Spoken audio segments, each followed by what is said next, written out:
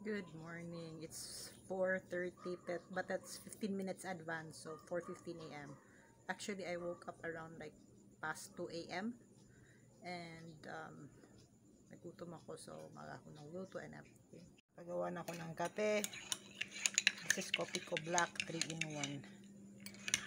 Wala kasi akong kahit instant coffee na black, so itong lang muna this morning. Good morning everyone. So maaga akong nagising today, so it's actually 4 a.m. so past 3 a.m.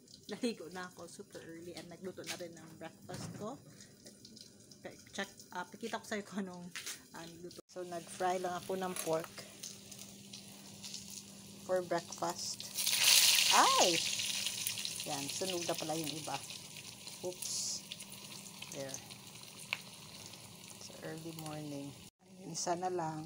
Let's see if ito na ba. Medyo nasunog siya ng konti. Yeah, I think okay na to. So let's eat. So fried pork, bahaw na rice. So bahaw na rice and fried pork and coffee. So early breakfast. Let's eat.